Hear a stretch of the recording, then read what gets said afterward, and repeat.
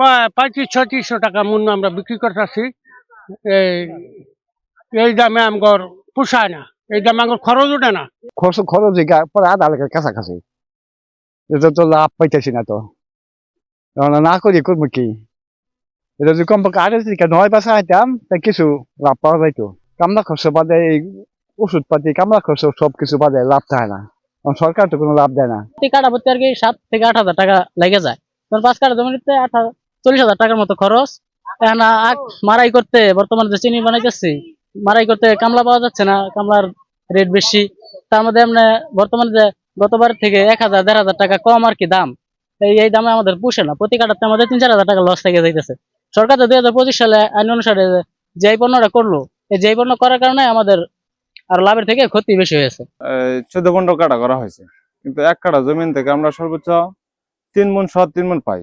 যে বর্তমান বাজার মূল্য আপনার 3600-3800 এরকম, তাহলে আপনার 12,000 টাকার মতন পাবো। কিন্তু আমাদের ওই যে আবাদ লাগানি থেকে এই পর্যন্ত আমাদের 12-14 হাজার টাকা খরচে আছে, কিন্তু আমরা ন্যায্য মূল্য পাচ্ছি না। চিনির আমাদের যে স্বীকৃত হওয়ার পরেও ন্যায্য মূল্য পাচ্ছি না।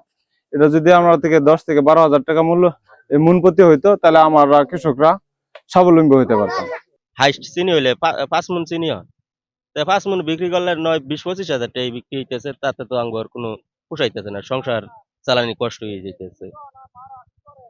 যদি সরকার যদি দয়া করিয়া চিনির রেটটা একটু বাড়াই দিত বা বাইরে সেল দিত, আমগুলো লেগেও ভালো হইতো, সংসারটা আর কি ঠিক মতো চলতো আর কি। এক্সট্রিম মশার কয়েল প্ল্যান্ট ফাইবার দিয়ে তৈরি, ডেঙ্গু চিকুনগুনিয়া বাহি সহ যে কোনো মশার বিরুদ্ধে দেয় এক্সট্রিম সুরক্ষা। বর্তমান বাজারে বিশেষ করে যেটা হাত দিয়ে তৈরি হয় যে লড়াই, ওইটা চিনির দাম আছে 45 থেকে 5,000। আর যেটা ডিঙ্গি দিয়ে তৈরি করা হয়, এটার দাম হচ্ছে 3600 বা 3500 নিচেও হতে পারে।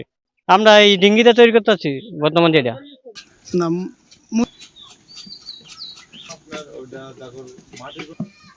আমাদের ফুলবাড়ী উপজেলায় প্রায় 850 হেক্টর জমিতে আমাদের এই আখ উৎপাদন হয়ে থাকে। এর মধ্যে প্রায় 80% কৃষকই লাল চিনি উৎপাদন করে থাকে। বাকি 20% বা 30% এর মতো আখ এটা চিবিয়ে খাওয়ার রস হিসেবে বিক্রি করে থাকে অথবা গুড় উৎপাদন করে থাকে। এই 70 ভাগ বা 80 ভাগ যে কৃষকরা লাল চিনি উৎপাদন করে থাকে, এটার বাজার মূল্য যদি আমরা বলি প্রায় 104 কোটি বা আরো বেশি ছাড়িয়ে যায় অনেক সময়। তো এটা হিউজ পরিমাণের একটা বাজার রয়েছে।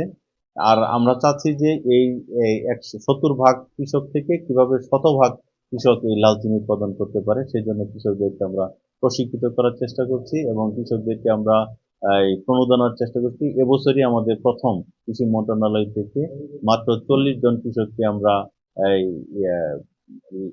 আখ উৎপাদনকারী কৃষককে আমরা প্রণোদনার মধ্যে অন্তর্ভুক্ত করতে পেরেছি। আমাদের সম্মানিত জেলা প্রশাসক মহোদয় ইতিমধ্যে সেটা উদ্বোধন করেছেন। আর এটা যদি অব্যাহত থাকে তাহলে ভবিষ্যতে আমরা আরো বেশি সংখ্যক কৃষকদেরকে এই প্রণোদনার মধ্যে অন্তর্ভুক্ত করতে পারবো, তাতে কৃষকরা আরো বেশি উৎসাহিত হবে।